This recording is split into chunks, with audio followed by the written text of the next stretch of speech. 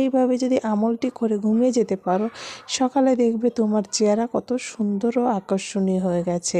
প্রিয় ভাই বোনেরা, আল্লাহ পাকের যে কোনো আমল তোমাদেরকে ইখলাস ও বিশ্বাসের সহিত করতে হবে, 100% রেজাল্ট পাবে। প্রিয় ভাই বোনেরা, যারা আমার চ্যানেলটির নতুন সদস্য, অবশ্যই চ্যানেলটিকে সাবস্ক্রাইব করবে, লাইক করে পাশে থাকবে। এখন আসি আমলটি কি। আমলটি হচ্ছে ইয়া আরহামার রাহিমিন, ইয়া আরহামার রাহিমিন। এবার আসি কিভাবে আমলটি তোমরা করবে।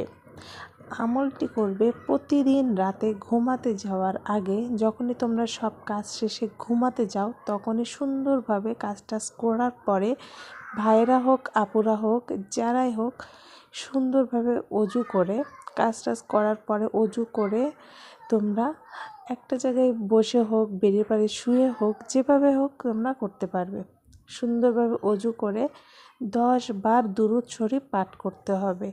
দুরুদ শরীফটা, দুরুদে ইব্রাহিমটা তোমরা সবাই পাঠ করবে, যেটা আমরা নামাজে পড়ে থাকি, অর্থাৎ আল্লাহুম্মা সাল্লি আলা মুহাম্মাদি ওয়ালা আলি মুহাম্মাদ কামা সাল্লাইতা আলা ইব্রাহিম ওয়ালা আলি ইব্রাহিম ইন্নাকা হামিদুম মাজিদ।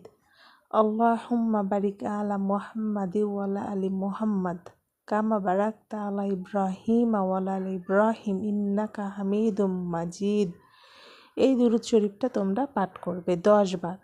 10 বার দুরুদ শরীফ পাঠ করার পরে 10 বার ইয়া আরহামার রাহিমিন, ইয়া আরহামার রাহিমিন, ইয়া আরহামার রাহিমিন, এইভাবে 10 বার এই দোয়াটি পাঠ করবে। অর্থাৎ 10 বার দুরুদ শরীফ পাঠ করার পরে 10 বার ইয়া আরহামার রাহিমিন পড়ে হাতে ফু দিয়ে মুখমণ্ডলে ভালো করে ঘষে তোমরা ঘুমিয়ে যাবে। ইনশাআল্লাহ সকালে উঠে দেখবে তোমার চেহারার ভিতর দিয়ে নূর বেরোচ্ছে, তোমার চেহারা কতটা আগের থেকে উজ্জ্বল, ফর্সা ও সুন্দর হয়ে উঠছে।